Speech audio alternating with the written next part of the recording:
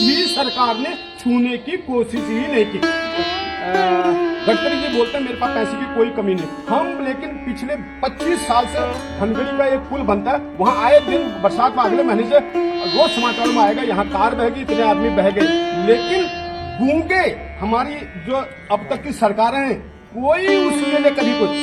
गढ़वाल और कुमाऊं को जोड़ने के लिए एक पुल को जोड़ने के लिए 60 किलोमीटर रास्ता कम होगा करके सिंगटाली मोटर 40 साल से एक समिति बनी हुई है, दिन रात वहां नारे लगा करके करे, लेकिन सबके कान में साली ऐसी हुई ठुसी हुई है। और ये जो शराबी मतलब ये मुख्यमंत्री हमारे जो इनको जो शराब गांव गांव में अस्पताल नहीं है और वो नहीं है, लेकिन कोई हमारी मूल सुविधाओं के लिए बिल्कुल।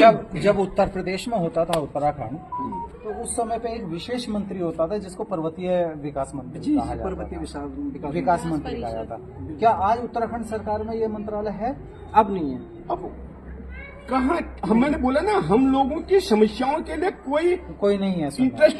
देखिए, एक तो देखा कि आपने देखा होगा यहाँ 16-17 मुख्यमंत्री बन चुके हैं, हमेशा वो तो अपनी कुर्सी संभालने पर प्लेन में ही रहते हैं। पलायन आयोग बनाया गवर्नमेंट ने, तो उत्तराखंड पलायन आयोग बनाया। पलायन आयोग वर्तमान में मुख्यमंत्री के क्या पलायन अधीन है? क्या वो नहीं, मेरा प्रश्न कुछ और है। पलायन आयोग क्या उत्तराखंड पलायन आयोग बनना चाहिए था, पर्वतीय पलायन आयोग बनना चाहिए था? यस, ये बहुत सही कहा। पहाड़ से पलायन आयोग मेनली उत्तराखंड का। दर्शकों, आज हम हैं काशीपुर की पशुपति विहार कॉलोनी में और विशेष मुद्दा हमारा वही पलायन पर चर्चा है। जैसे कि आप देख रहे हैं, पहाड़ से पलायन, विचार आपके। आज बहुत सारे पर्वतीय जन हमारे बीच उपस्थित हैं, या यूं कह लीजिए कि बहुत सारे पर्वतीय जनों के बीच में हम उपस्थित हैं। और पहाड़ की पीड़ा, पलायन की पीड़ा क्या होती है, अपना घर छोड़ने की पीड़ा क्या होती है। कोई भी व्यक्ति खुशी से अपना घर नहीं छोड़ता है, बेहद मजबूरी में अपना घर छोड़ पाता है। इन्हीं सारे विषयों को लेकर के आज हम चर्चा करेंगे। सबसे पहले राउंड में हम परिचय जान लेते हैं, तो मैं शुरुआत करता हूं इसी तरफ से। तो बिटिया, क्या नाम है आपका? मेरा नाम विनीता। अच्छा, आपकी एजुकेशन क्या है? सर, मैं ग्रेजुएट हूँ। ग्रेजुएट है। तो आप मूल रूप से कहाँ की रहने वाली है? सर, मूल तो अपना यही उत्तराखंड ही है। नहीं, उत्तराखंड में आपका गांव? सल्ट कौन सा जिला? देवाल मेरा पैतृक निवास, जिला अल्मोड़ा जी। बहुत अच्छी बात है। तो यहाँ आप मदर फादर सब रहते हैं ना? जॉब भी करती हैं? जी जी, हाँ करते हैं, जॉब भी कर रहे हैं, पढ़ भी रहे हैं। बहुत अच्छी बात है। शक्ति जी से हमारा परिचय हो ही गया है। आप सब लोगों के ये उम्मीदवार हैं पार्षद के लिए और काम भी आप करा रहे हैं, हमारा भी बड़ा सहयोग कर रहे हैं शक्ति जी। बहुत बहुत धन्यवाद। सर, आपका नाम? मेरा नाम सकली चंद्र है जी। और मैं पौड़ी डिस्ट्रिक्ट का हूँ और तहसील धुमाकोट, जिला ब्लॉक नैनडांडा, ग्राम औली। धुमाकोट के काफी लोग यहाँ रहते हैं। और नैनडांडा ब्लॉक और ग्राम औली। आप यहाँ क्या करते हैं? मैं यहाँ जॉब करता हूँ सर। बच्चों सही है, बच्चे भी आपके यहीं रहते हैं जी। वहाँ से कब आए हैं? किस सन में आए हैं? अभी यहाँ तो सर 4 साल हो रहे हैं यहाँ हुए। 4 साल हो गए हैं। बहुत। तो कैसा लग रहा है आपको वहाँ से, ना? जी, अब मैं तो सर जाता रहता हूँ वहाँ भी, मम्मी पापा गांव में रहते हैं जी। बहुत अच्छी बात है। तो आपसे? मेरा नाम शिव सिंह बिस्ट। मैं जो है मूल रूप से पौड़ी जिले का रहने वाला हूँ और रुखनिकाल ब्लॉक और धैड़ गाँव का हूँ। मैं अभी हम जो है यहाँ पर लगभग 24 साल पहले आ गए थे यहाँ पे। मैं जो है अभी वर्तमान में सितारगंज ब्लॉक में शिक्षक के पद पर कार्यरत। उत्तराखंड बनने से पहले आ गए थे आप? हाँ, 24 साल पहले। आपसे जानना चाहूंगा कि अभी आप तराई वाले क्षेत्र में शिक्षा कार्य कर रहे हैं। जी जी। अगर आपका ट्रांसफर हो जाता है पहाड़ में किसी दुर्गम स्थल पर, जी, आप जाना चाहेंगे? नहीं, जिस हिसाब से हम यहाँ पे आए थे 24 साल पहले ही, और अब कोई भी पहाड़ नहीं जाना चाहता है, क्योंकि सुविधाओं का जो अभाव है, मूलभूत जो सुविधाएं हैं वो वहाँ पर इतनी नहीं है, चाहे वो शिक्षा के क्षेत्र में हो, चाहे रोजगार के क्षेत्र में हो। इसलिए कोई भी, चाहे तराई का कोई भी आदमी हो, वो पहाड़ जाना नहीं चाहेगा। मतलब मूलभूत सुविधाओं की बात करें तो कम से कम जीने लायक सुविधाएं तो हों।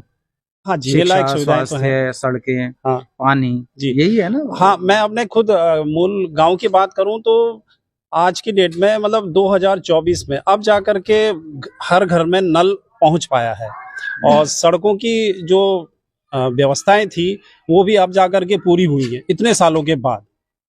बहुत सही कह रहे हैं आप। सर आपसे जानना चाहेंगे आपका नाम? सर मेरा नाम भरत सिंह रावत, जी। मैं सल्ट ब्लॉक से हूँ, डिस्ट्रिक्ट अल्मोड़ा। अल्मोड़ा से आप जी जी। हैं। तो यहाँ पिछले क्या 20 करते साल हैं? से काशीपुर से रहना हूँ सर। अरे 20 साल से रह जी। रहे हैं यहाँ पर सर व्यवसायी हूँ, एज ए होलसेलर काम करता हूँ। क्या? फर्म का नाम है मारुति सेल्स। अपना कारोबार है? अपना कारोबार, किस में कहेंगे, कुटीर उद्योग होगा या व्यापार कहलाएगा? व्यापार कर रहा व्यापार कहलाएगा, सेल्स है जी। तो आप यहाँ व्यापार में कोई कष्ट तो नहीं होता स्थानीय लोगों से, जिनको देशी कहते हैं या तराई वाले लोग? ऐसे कष्ट तो किसी प्रकार का नहीं होता। हाँ।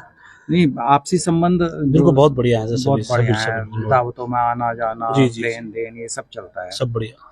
सब आपसे जानना चाहेंगे। सादर नमस्कार। शिव सिंह रावत, सांसद प्रत्याशी उत्तराखंड क्रांति दल अरे वाह। नैनीताल लोकसभा और आपने- मूल निवासी सल्ट अल्मोड़ा से।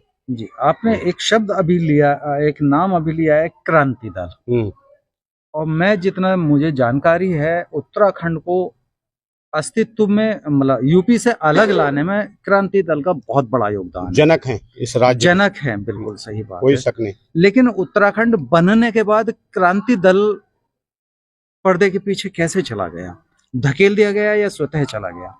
यस, मैं ये कहूंगा हम प्रदेशवासी, क्योंकि 2002 में जब सर्वप्रथम चुनाव हुआ था और इसका कई लोग हम लोगों को दोषारोपण भी करते हैं हमारे पार्टी के ऊपर कि आप भाजपा और कांग्रेस की गोद में बैठने वाली पार्टी। कदापि नहीं, मैं इसका बिल्कुल विरोध करता हूं, कटाक्ष करता हूं उनके उस पर, क्योंकि 2002 में जब सर्वप्रथम चुनाव हुए थे तो प्रदेश की सम्मानित जनता ने, क्योंकि इन राष्ट्रीय पार्टियों की तरफ शुरू से ही रुझान, और 35 विधायक बनाए थे कांग्रेस के और 19 बनाए थे भाजपा के, और हमें पहले ही चुनाव में, सर्वप्रथम चुनाव जब 2002 में हुए थे तो हमें तो 4 पर पहले से ही धकेल दिया गया, और फिर जब इनका शासन चला तो ये हमें दबाते गए और उस प्रकार से धकेल दिया गया। इसमें यही एक नींव। उत्तराखंड क्रांति दल ने उत्तराखंड को अलग करने के बाद जो इसके विकास का सपना देखा था, उसमें एक ये था, पर्यटन के लिहाज से देखा जाए तो उत्तराखंड स्विट्जरलैंड बन जाएगा।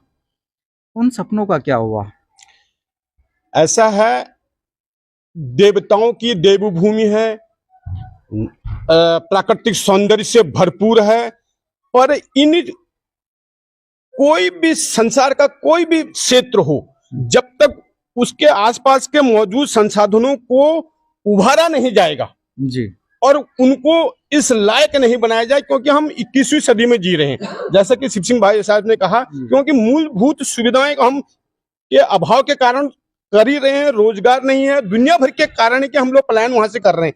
लेकिन जो हमारी मौजूद वहां इतना सुंदर वो है, आज की तारीख में केदारनाथ में बेकदर भीड़ हो रही है, लेकिन जो हमारे मुखिया हैं उनका दिमाग गांव में शराब की दुकान खोलने में व्यस्त है। उनका दिमाग, उनको इतना प्री प्लान्ड नहीं था। अगर उसको, यानी कि उत्तराखंड में शराब का कारोबार चरम पे है, एकदम गांव तक पहुंचा दिया गया है।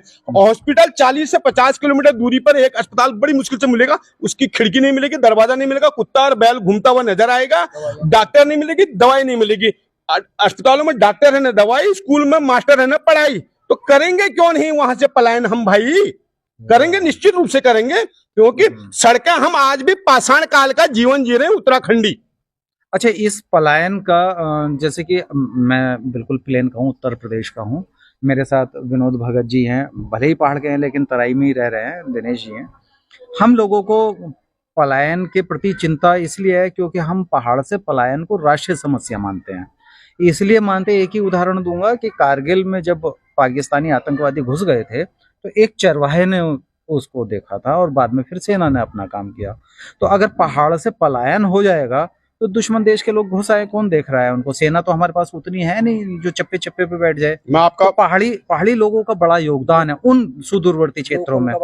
तो मैं आपका भाव समझ गया, क्योंकि अनपेड जो हुआ residence of the extreme border of the Uttarakhand, जो आखिरी किनारे तमाणा गांव और ये और वो सो वाले, वो वहां के अनपेड सोल्जर हैं, अनपेड फोर्स, अनपेड सोल्जर है, सेना है, वो बिना जैसा आपने चरवाही का जिक्र किया, क्योंकि वो कोई सैनिक नहीं था, वो एक कॉमन वहां का रेजिडेंस था, तो जो वहां गया अपना बकरी चुगाने के लिए और उसने वहां की गतिविधियों को देखा और वो उसकी फर्दर रिपोर्ट उसने आगे बताई। तो ऐसे ही जो वर्तमान में गांव जितने वहां हैं, जो वो दृष्टिकोण से बहुत ही गंभीर मामला है कि अगर वहां से माइग्रेट हम कर जाएंगे तो निश्चित रूप से, मैंने कुछ दिन पहले कहा था कि ये उत्तराखंड एक लो प्रेशर जोन की तरह बन चुका है। लो प्रेशर जोन माने जैसा मौसम विभाग बोलता है कि कम दबाव वाला क्षेत्र होता है, तो वहां पर कम दबाव, एक तो हम लोग यहां से माइग्रेट कर रहे हैं, हम यहाँ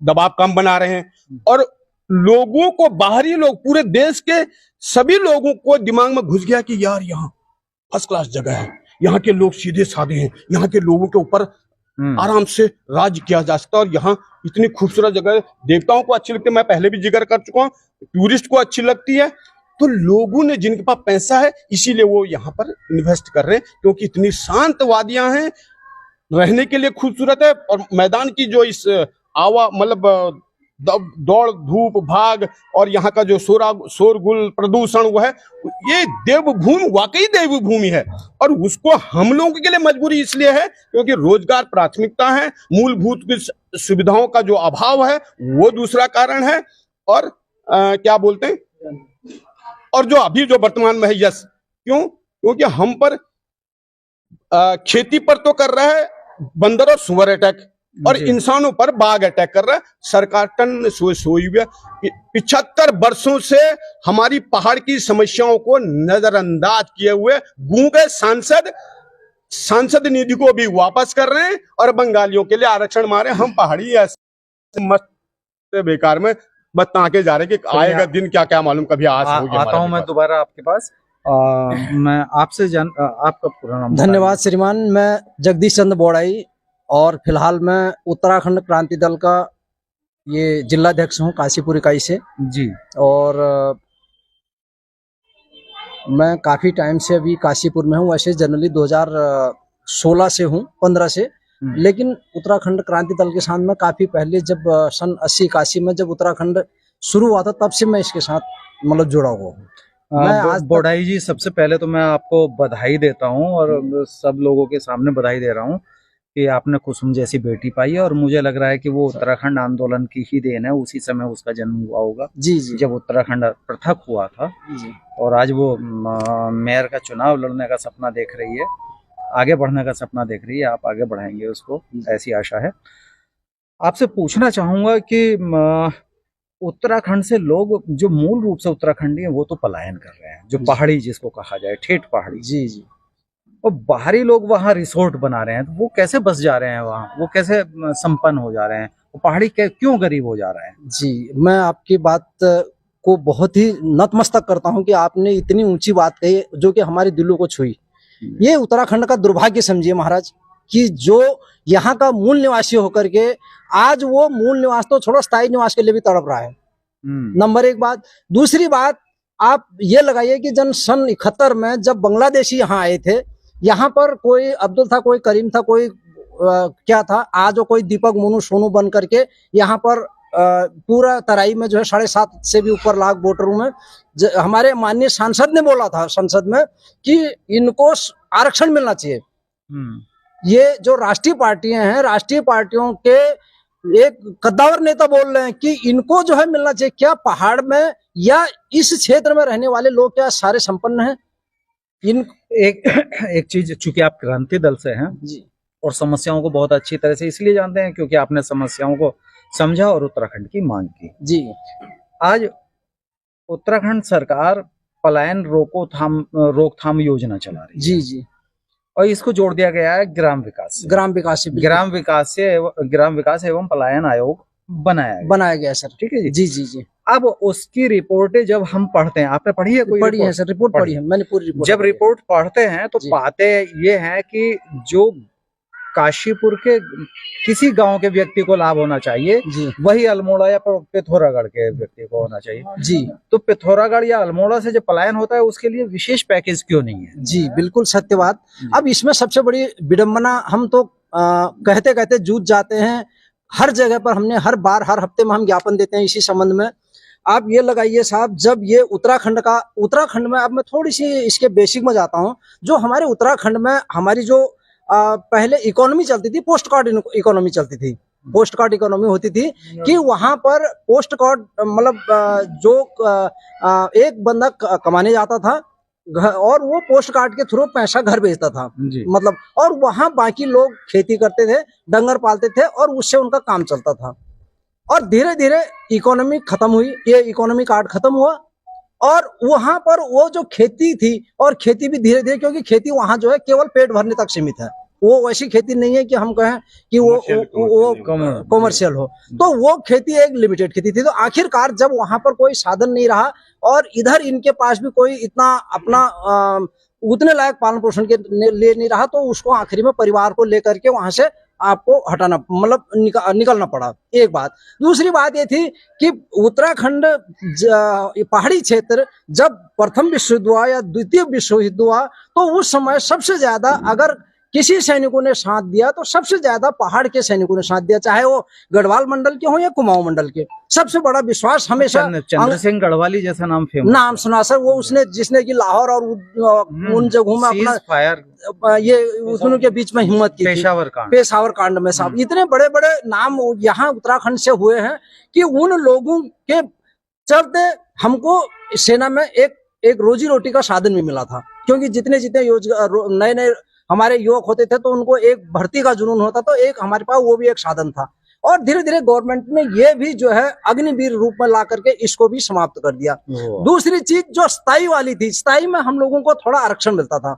हम लोगों को मूल निवास, जैसे संविधान में लिखा है कि 1950 से जो जहां रह रहा है, मतलब मैं उत्तराखंड की बात नहीं कर रहा हूँ, अगर आप पैतृक रूप से उत्तर प्रदेश में रह रहे हैं, आप मध्य प्रदेश में रह रहे हैं, आप बिहार में रह रहे हैं, कहीं भी रह रहे हैं, आप वहां के मूल निवासी हैं। हमारे साथ 3 स्टेट अलग हुए, तीनों स्टेटों को अपना मूल निवास दिया गया, लेकिन हमको वो 1950 तो छोड़ो, हमें अभी जो है ये 1 साल में जो सरकारी ब्यूरोक्रेसी यहाँ आ रहा है उसके लिए भी यहाँ स्थायी कर दिया गया। अब ये लगाइए कि जो फिर उन्होंने 15 साल कर दिया। अब उस 15 साल में चाहे वो अल्मोड़े का पहाड़ का हो, चाहे वो रोहिणिया हो, आज वो स्थायी हो गए, बराबर हो गए। मतलब अगर इसको छूट मिल रही है तो उसको भी छूट मिले। तो वो लड़का इतना उसके पास फैसिलिटीज या सुविधा नहीं है कि वो अपने लिए दौड़ सके या अपने लिए मैदान तैयार कर सके या अपने लिए वो कर सके, क्योंकि वो उस समय जो सरकार ने सुविधाएं दी थी, जो मूल निवास की सुविधाएं दी थी, वो केवल एक लिमिट दायरे तक दी थी कि ये बैकवर्ड एरिया है। समान नागरिक संहिता के हिसाब से तो 1 साल वाला कर्मचारी भी यहाँ अब आज की डेट में इतनी ये गवर्नमेंट ने जो है करके बहुत बड़ी विडम्बनाएं करती है। चलिए आते हैं आपके पास सर। आप मेरा नाम राम सिंह रावत जी, और मैं रिटायर्ड शिक्षक हूँ जी। और कहाँ से रिटायर्ड? मैं पौड़ी से रिटायर्ड हूँ। पौड़ी से रिटायर? हम ये पहाड़ी क्षेत्र से ही आप रिटायर? हम पाबो हमारी तहसील विकास खंड है और तहसील। आप शिक्षक हैं, बहुत सारे स्टूडेंट्स को आपने पढ़ाया है जी। क्या कारण है कि लोग आज का युवा होटल में अधिक जाना पसंद कर रहा है, आर्मी में कम पहुंच पा रहा है? नहीं, ऐसी बात नहीं है। आर्मी में वो ट्राई तो करता है, लेकिन वहाँ पे नहीं हो पाता उसका सिलेक्शन। हाँ, मैं वही जानना चाह रहा हूँ कि वहाँ सिलेक्शन क्यों नहीं हो पा रहा है? सिलेक्शन क्योंकि वही पहाड़ है, वही युवा है, वही रेजिमेंट है, सब कुछ तो वही है। हाँ, वो बात सही है, पर अब जो उसका प्रोसीजर हो गया बहुत टफ हो गया। पहले भी होते थे लोग जी, लेकिन अब जो फौज का जो भर्ती का प्रोसीजर है उसमें रिटर्न ज्यादा हो गया। ये अग्निवीर पहाड़ी युवाओं के लिए ठीक है या अनुचित है? ये पहाड़ी लोगों के साथ तो जो है एक विश्वासघात है ये, क्योंकि पहाड़ के लोग ज्यादा होते थे इसमें और टेस्ट देते थे, पहले हो जाते थे। मतलब पेंशन पहले एक रोजगार का जरिया होता था, पेंशन मिलती थी तो भी होता था उनका काम। लेकिन अब जो है सरकार ने अपनी अर्थव्यवस्था को 3 नंबर पे लाने के लिए उन्होंने अग्निवीर करके उनको जो है उस विशेष अधिकार से भी खत्म कर दिया। इसलिए जो है आपसे जानना चाहूंगा कि आप जब विद्यालय जाते थे तो लगभग आपके विद्यालय में कितनी दूर के छात्र आते थे? हमारे विद्यालय में उनको कोई परेशानी? हमारे दुर्गम स्थानों में हमारे विद्यालय थे और करीब 7-7 किलोमीटर नीचे से या ऊपर से तो वो लोग पैदल चल के आते थे, जहाँ की अभी भी सड़क नहीं है। आप काशीपुर कितने समय से रहते हैं? काशीपुर तो हम 2007 से रह रहे हैं। 2007 से रह रहे हैं। आपके बच्चे पहाड़ पर हैं या कहीं दूसरी? नहीं, मेरे बच्चे तो जॉब करते हैं। कहाँ करते हैं? मेरे बच्चे 2 बेटियां मेरी बैंक में हैं, एक बेटा मेरा कृषि अधिकारी है। और प्लेन में है? नहीं नहीं, पहाड़ों पे ही है। पहाड़ों पर हाँ, है। बहुत बहुत धन्यवाद Thank आपसे। अच्छा, नमस्कार, मैं पीसी कांडपाल। जी मैं मूल रूप से जिला अल्मोड़ा दनिया का रहने वाला हूँ। आप यहाँ काशीपुर में कब से? काशीपुर में तो मुझे अभी लगभग 2.5 साल हुआ है। इससे पहले मैं लगभग 45 साल से बिजनौर में रहता था। जी। और बिजनौर जाने का सबसे मूल कारण ये था कि अभी जैसे आप लोगों ने पूछा, डिबेट का आज विषय भी यही है कि पहाड़ों से पलायन का मुख्य कारण क्या है। तो मैंने जो महसूस किया है, मैं जिस कारण से माइग्रेट हुआ उसका सबसे मुख्य कारण ये था कि जहाँ हमारा गांव है उस गांव से लगभग 4 किलोमीटर दूर सड़क और लगभग 8 से 10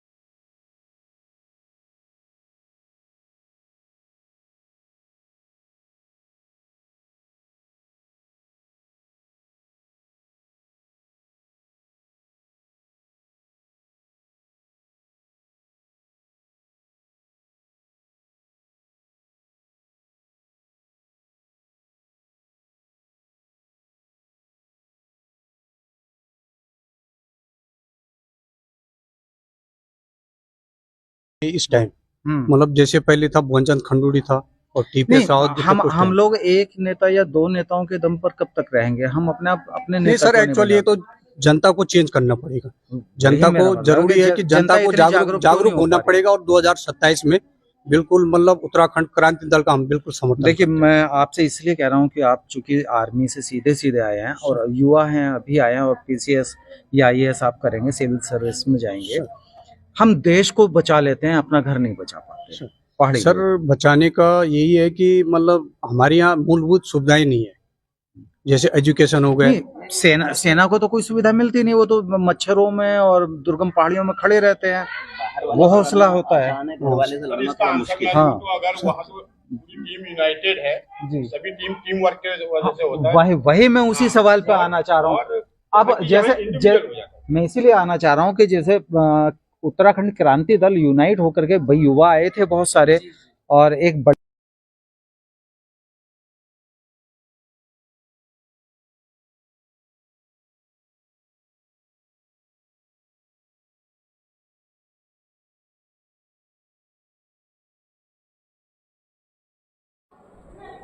यूनाइटेड इसलिए नहीं हो पा रहे हैं क्योंकि उत्तराखंड से आधे से ज्यादा पलायन हो गए हैं और ये मतलब बहुत विडम्बना है उत्तराखंड में कि कोई भी मतलब क्या है कि नेता से लेकर या कोई भी जो युवा है जिसकी अगर नौकरी सर्विस लग रही हो तो बाहर पलायन हो जा रहा है। तो इस कारण मतलब कोई भी यूनाइटेड नहीं हो पा रहा है। चलिए आपसे जानना जी चाहूंगा। नमस्कार, मैं एक्स फौजी हरेंद्र सिंह बिस्ट, मूल रूप से मैं पौड़ी गढ़वाल नैनडांडा क्षेत्र का ब्लॉक का हूँ जी।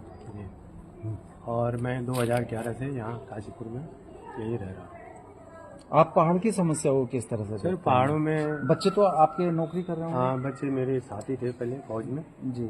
और उसके बाद यहाँ आने के बाद यहाँ पे हैं और सर्विस कर रहे हैं बाहर में। बाहर में मतलब पहाड़ में या ना पहाड़ से बाहर? अब देखो ऐसा है कि जब से उत्तराखंड बना है तब से मतलब इतना हो गया कि मतलब पहाड़ों से पलायन हो गया है और पहाड़ों में ये जैसे हॉस्पिटल सुविधाएं स्कूल घर से काफ़ी दूर होने की वजह से सब लोग उन सुविधाओं को मूल रूप सुविधा न होने की वजह से यहाँ पे आके हम लोग रह रहे हैं। लेकिन यहाँ भी आके हम रिफ्यूजी रह गए। नंबर एक तो हम लोग फौजी लाइफ एक यूनिटी में काम किया। हाँ। लेकिन जब हम सिविल के पास आते तो हमें यहाँ पे कुछ पता ही नहीं चलता, क्योंकि यहाँ पे यूनिटी नहीं आ रही, एक हमारे मजबूत लीडर नहीं है, जिसकी वजह से हम लोग मतलब एकजुट नहीं हो पाते और अपने हक की लड़ाई नहीं लड़ पाते।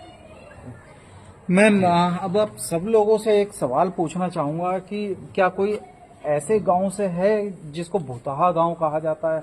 आज भूतहा गांव के नाम से बड़ा फेमस हो रहा है जी उत्तराखंड, और कोई 400-500 गांव के आसपास ऐसे माने जा रहे हैं। 1794 गांव आज की डेट में भूतवा हो चुके हैं। अच्छा, तो आप में से या तो कोई ऐसे गांव से हो या किसी ने ऐसा गांव देखा हो? बट अगले यूं मान के चले 10 से 15 साल में भूतहा गांव की संख्या में तेजी से वृद्धि होगी, क्योंकि जैसे मैं अपना एक उदाहरण दूं, मैं अभी यहाँ आ चुका हूँ, मेरे घर में मेरे माता पिता मतलब अगली एक जो हमारे माता पिता हैं उन लोगों ने अभी तक गांव को थोड़ा बहुत संभाल रखा है। जिस दिन उनका बेचारों का देहांत हो गया तो क्योंकि जो मिडिल जनरेशन है वो प्रीवियस जनरेशन, हम मिडिल जनरेशन, हमारे बच्चे अभी अपकमिंग जनरेशन ये नहीं जा पाए। हाँ, तो इनको तो गांव का रास्ता और खेत का तो पता नहीं है कि हमारी पैतृक संपत्ति कहाँ है। हमें पता है अगर वहां पलायन रिवर्स पलायन करना है तो हमारी ही पीढ़ी को करना होगा, क्योंकि हमारी जनरेशन को रास्ता और गांव के बस अड्डे का तक पता नहीं है, क्योंकि हम लोग उनको उस जगह में लेके आए हैं। आप ये मानते हैं कि यदि आपकी पीढ़ी ने नहीं किया तो बहुत मुश्किल हो जाएगा रिवर्स। दोष भी आपकी पीढ़ी यस, निश्चित रूप से ये हमारी पीढ़ी को, क्योंकि हमारे पूर्वजों ने उसी खेत में 10-15 लोगों का परिवार को पाला है। लेकिन परिस्थिति ये है, आपने एक प्रश्न किया था कि वहां विकास अभी तक ये ऐसा क्यों नहीं हो पा रहा, क्योंकि सरकार की सन 75 से लेकर के अब तक पहाड़ की समान समस्याओं को किसी भी सरकार ने छूने की कोशिश ही नहीं की। गडकरी जी बोलते हैं मेरे पास पैसे की कोई कमी नहीं है, हम लेकिन पिछले 25 साल से धनगढ़ी का एक पुल बनता है, वहां आए दिन बरसात में अगले महीने से रोज समाचारों में आएगा यहाँ कार बह गई, इतने आदमी बह गए। लेकिन गूंगे हमारी जो अब तक की सरकारें हैं, कोई उसके लिए कभी कुछ गढ़वाल और कुमाऊं को जोड़ने के लिए एक पुल को जोड़ने के लिए 60 किलोमीटर रास्ता कम होगा करके 47 मोटर 40 साल से एक समिति बनी हुई है, दिन रात वहां नारे लगा करके करें, लेकिन सबके कान में साली ऐसी रुई ठुसी हुई है। और ये जो शराबी मतलब ये मुख्यमंत्री हमारे जो इनको जो शराब गांव में अस्पताल नहीं है और वो नहीं है, लेकिन कोई हमारी मूल सुविधाओं के लिए बिल्कुल जब उत्तर प्रदेश में होता था उत्तराखंड, तो उस समय पे एक विशेष मंत्री होता था जिसको पर्वतीय विकास मंत्री कहा जाता था, विकास मंत्री कहा जाता। क्या आज उत्तराखंड सरकार में ये मंत्रालय है? अब नहीं है। अब कहाँ, मैंने बोला ना, हम लोगों की समस्याओं के लिए कोई नहीं है इंटरेस्टेड। देखिए, एक तो देखा कि आपने देखा होगा यहाँ 16-17 मुख्यमंत्री बन चुके हैं, हमेशा वो तो अपनी कुर्सी ही संभालने पर प्लेन में ही रहते हैं। जब पलायन आयोग बनाया गवर्नमेंट ने, तो उत्तराखंड पलायन आयोग बनाया। पलायन आयोग वर्तमान में मुख्यमंत्री के क्या पलायन अधीन है? क्या वो नहीं, मेरा प्रश्न कुछ और है। पलायन आयोग क्या उत्तराखंड पलायन आयोग बनना चाहिए था, पर्वतीय पलायन आयोग बनना चाहिए था? यस, ये बहुत सही कहा। पहाड़ से पलायन आयोग मेनली उत्तराखंड का गठन ही पर्वतीय भौगोलिक परिस्थितियों, क्योंकि हमारा उत्तर प्रदेश से अलग किया था, वो इसलिए डिमांड की गई थी क्योंकि हमारी जो रहने की विषम, हमारा जो रहन सहन, हमारा जो वो है भौगोलिक परिस्थिति ही अलग है। उसको देखिए, भौगोलिक मुझे कहीं ऐसा लगता है कि उत्तराखंड पलायन आयोग काम तो कर रहा है लेकिन उत्तराखंड की नहीं कर रहा है, इसलिए पर्वतीय लोग प्लेन में आके उत्तराखंड में ही बस रहे हैं। उसको वो पलायन नहीं मान रही है सरकार। भाई पलायन मानती तो उत्तराखंड का पलायन आयोग की अपेक्षा उसका नाम होना चाहिए। वही तो मैं पर्वतीय पलायन जो मूल जो इस चीज में एक मैं बोलना चाहता हूँ कि पलायन को रोकने के लिए रिवर्स प्लान जरूरी है, और रिवर्स प्लान तभी होगा जब हमारा जो स्थायी राजधानी हो देहरादून की जगह गैरसैंण हो, तो उसमें वहाँ पे मुख्यमंत्री बैठेगा, जो हमारी पूरी सरकार के जो मंत्री है वहाँ बैठेंगे, सरकारी कर्मचारी और सरकारी अधिकारी बैठेंगे, तब वहाँ पे ये काम होगा। हर सरकारी आदमी चाहे वो मंत्री हो वो देहरादून जाना पसंद करता है, पहाड़ में कोई जाना पसंद नहीं करता है। और जब तक ये मंत्री लोग चाहे मुख्यमंत्री लोग परमानेंट वहां नहीं बैठेंगे तब तक इसका विकास नहीं हो सकता, पलायन नहीं रुक सकता है। पलायन रोकने के लिए इन मंत्रियों को, सरकारी कर्मचारियों को वहां पे बसना पड़ेगा, तब जाके मिसाल पैदा होगी। और जब इनको लगेगा कि हमें यहाँ कितनी परेशानी हो रही है, तब वहां जाके विकास होगा। ये देहरादून में रह के या नहीं हो पाएगा, क्योंकि ये जो है वहाँ जाना ही पसंद नहीं करते हैं, और जब जाएंगे नहीं वहाँ तो काम कैसे होगा? ऐसा हो जो अपने विचार देना चाहता है। अब मैं थोड़ा दो बात और सर कहना चाहूँ कि 2008 से लेकर के 2018 तक 6,338 गाँव से 3,83,726 लोगों ने पहाड़ छोड़ा। ये मतलब राज्य बनने की बात कह रहा हूँ मैं, राज्य बनने की बात है सर। जो आंकड़े हमारे पास सरकारी आंकड़े हैं, मैं सरकारी आंकड़े जुटा के लाया हूँ कि 2008 से 18 तक 6,338 गाँवों से 3,83,726 लोगों ने, और 2018 से 2022 तक 3,30,000 लोग जो है निर्जन मतलब वो पहाड़ छोड़ चुके हैं।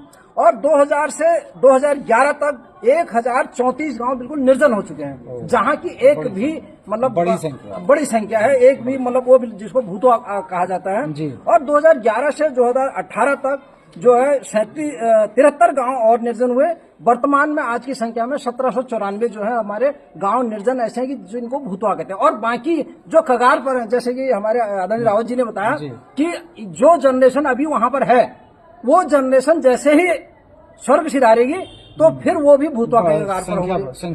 अच्छा, दूसरी चीज यूनाइटेड के लिए मैं भाई साहब के बात पर आना चाहता हूँ। यूनाइटेड के 3 कारण हमारे रहे कि नहीं हो पाने का कारण। उसमें कारण ये रहा, एक तो इन्होंने हमको गढ़वाली कुमाऊनी में बांट दिया। जब हमारा आंदोलन हुआ था तो उस समय हम कोई गढ़वाली कुमाऊनी नहीं थे, एक सुर में सारे लोग जो थे। उस समय पता नहीं था कि हम गढ़वाली या कुमाऊनी क्या होते हैं। ये राष्ट्रीय पार्टियां आने के बाद इन्होंने हमको गढ़वाली और कुमाऊनी में बांटा। उसके बाद इन्होंने हमको पहाड़ और मैदान के बारे में बांटा, और प्लेन और पहाड़ी के लिए इन्होंने किया देसी और पहाड़ी करके। क्योंकि काशीपुर में अगर आज की डेट में पहाड़ी काशीपुर शांति इसलिए है कि यहाँ पहाड़ियों का दबदबा है, और पहाड़ी ही जिस जगह पर है, क्योंकि ये इतना शांत, क्योंकि आप देखते हो पहाड़ों में भी पहाड़ी शांत होने की वजह से पहाड़ियां शांत मतलब शांत पहाड़ियां तो शांत रहती हैं। तो काशीपुर में शांति होने की एक बड़ी वजह ये भी है। और यहाँ जो सबसे बुद्धिजीवी वर्ग है, जब सबसे जो बुद्धिजीवी वर्ग है वो भी पहाड़ी है, और जो निचले तबके का है वो भी पहाड़ी है। यहाँ पर अगर बर्तन मांजने वाला पहाड़ी है तो आपको बड़ा डॉक्टर से बड़े मतलब जो बड़े बड़े वो ब्यूरोक्रेसी भी है वो भी यहाँ पर है। और एक और है कि और उत्तराखंड जिस मकसद से बनाया गया था, जिस धारणा से और जिन डिमांड की वजह से, जिन कारणों से बनाया गया था, कि वही मैं फिर से कहूंगा, क्योंकि भौगोलिक परिस्थिति उत्तर प्रदेश से अलग थी हमारी, और उन्हीं को अब तक किसी ने राज्य बनने के बाद छुआ तक नहीं। वहां वैसी की वैसी ही स्थिति है, बल्कि और बदतर हो चुकी है। तब हम कम से कम खेतों को अनाज उत्पन्न कर पा रहे थे, आज वो भी नहीं है। जैसे कि एक भाई ने कहा कि नल मूलभूत सुविधा उसमें पानी है, नल पर अंधाधुंध घोटाला करके नल तो खड़ा है पर उसमें से जल कभी भी आ नहीं रहा है। और गांव से यहाँ इन गर्मी में, भीषण गर्मी में वहां जाता है तो लंबी कतार लगी पड़ी है प्लास्टिक के डिब्बों की। वो बताया कि उन्होंने वो गिलास से पानी भर रहे हैं। तो और मैं बताऊं, मैं बागेश्वर में रहा, बागेश्वर में एक नदी इधर जा रही है, एक नदी इधर जा रही है, एक नदी इधर जा रही है। वो शहर भी प्यासा है, चौखुटिया, और आजू बाजू में बड़ी बड़ी नदियां बह रही हैं। लेकिन इन राष्ट्रीय पार्टियों की उदासीनता के कारण वो नदी बह रही है बगल से, फिर भी हम पहाड़ के लोग पानी से ले तरस रहे हैं। सिंचाई की तो दूर की बात। अच्छा, ये एक समस्या। और एक बात और कहना चाहूंगा सर कि उत्तराखंड में जो पलायन हुआ वो एक सूबे से दूसरे सूबे के साथ साथ देश के बड़े शहरों में जितना हुआ उतना ही उत्तराखंड से उत्तराखंड में हुआ। मतलब पहाड़ी क्षेत्र से प्लेन क्षेत्र, पहाड़ी से प्लेन क्षेत्र में, पहाड़ी से भी सड़कों के किनारे, मतलब जो गांव जो नीचे गांव है वहां से लेके वो रोड के किनारे में आकर के अगर हुआ तो वो भी एक हुआ। अच्छा, जो ग्राम सभाएं जो नीचे हैं, जो ग्राम सभाएं सड़क से नीचे हैं, वहां पर कोई जनप्रतिनिधि जाता नहीं है, न कोई ब्यूरोक्रेसी वाला जाता है, क्योंकि वहां वो जितने भी वो है उनके डॉक्यूमेंट में एंट्री है कि फलाना गांव है। जब सरकारी योजना आती है कागजों में चलता है, जब सरकारी योजनाएं आती हैं, सरकारी योजनाएं वहां पैसा खर्च किया जाता है। अब जैसे अभी कांडवाल जी ने बताया, भाई साहब ने बताया, ये एक बहुत बड़ा फैक्ट है कि जहां पर जनप्रतिनिधि या जिनकी जवाबदारी होती है विकास करने की, जो रिस्पॉन्सिबल होते हैं, चाहे वो ब्यूरोक्रेट हो चाहे वो जनप्रतिनिधि हो, वो आदमी वहां तक नहीं पहुंचता है। अब हर घर में नल, हर घर में जल, हर नल में जल करके इन्होंने कर रखा है। लेकिन आप ये लिखिए कि जो स्रोत है सीमित स्रोत है, सीमित संसाधन कहीं पर भी ईश्वर का दिया हुआ, कहीं पर अगर है तो वो एक ही। अब इन्होंने हर घरों में नल तो पहुंचा दिए, और नलों में भी इन्होंने इतना बड़ा, मतलब इतना करोड़ों अरबों रुपए का, मतलब उत्तराखंड को इन्होंने गरीब बनाने का, उत्तराखंड को हमको आज इन्होंने इतना करीब हम 85,000 करोड़ के कर्जे पर है, मतलब पर एक आदमी पर 1-1 लाख रुपए का आज हमारे पास कर्ज है। जब हम आजाद हुए थे उस समय नहीं हुआ था, क्योंकि अब कमियां 1-2 हो तो 1-2 तो गिनाई, अब क्योंकि इतनी कमियों का भंडार है कि अगर हम बोलते हैं तो बोलते रह जाएंगे। जी जी जी, इतना मतलब वो है। तो इसीलिए सरकारें जो है वो अपना उल्लू सीधा किया। पहले 19 विधायक होते थे जब ये उत्तर प्रदेश से अलग था, अलग पर्वतीय एक वो मंत्री बनता था। आज 70 विधायक हैं। 70 विधायक में से अभी पिछली बार एक रिपोर्ट आई थी कि 57 या 47 विधायकों ने अपने स्टोन क्रशर लगा दिए। मतलब उनको अपना बिजनेस बढ़ाने के लिए और अपने कुछ खास लोगों को। अच्छा, स्थानीय राजनीति में, यहाँ की स्थानीय राजनीति में जी शक्ति जी आपके आने वाले पार्षद खड़े होंगे, इनको आपके दृष्टिकोण से देखते हैं सभी लोग? बिल्कुल देखते हैं सर। वो एक ईमानदार हमारा बंदा, हमारा कार्य कराएंगे ऐसी आपको कोई? सर ये मैं आपको ये 100% जिलाध्यक्ष होने के नाते मैं आपको एक उम्मीद और एक 100% विश्वास दिलाता हूँ। हमारे पास आज की डेट में काशीपुर में कहीं पर भी जितने भी बंदे हैं सारे एकदम पाक साफ हैं। क्या स्थानीय राजनीति में स्थानीय लोगों से इन्हें कोई दिक्कत हो सकती है? यहाँ पर दिक्कत तो जरूर होती है सर, राजनीति में तो दिक्कत तो स्थानीय लोग, वो तो सर स्थानीय लोगों से दिक्कत होती है। तभी तो जब अगर स्थानीय लोगों से दिक्कत नहीं होगी तो उनको फेस तो करनी पड़ेगी। दिक्कत तो होती है क्योंकि जो दूसरे दलों के हैं वो इस ढंग से मतलब उनको आड़ा पेचा लगाते हैं। ये तो आप जानते रहते हैं, हम तो राजनीति, लेकिन हमने आज तक कभी किसी पार्टी के किसी भी बंदे को कभी किसी पर न तो ब्लेम लगाया। हमने ब्लेम लगाया तो अपने पे ही लगाया कि हमने राज्य बनाया, हम राज्य को संवार नहीं पाए।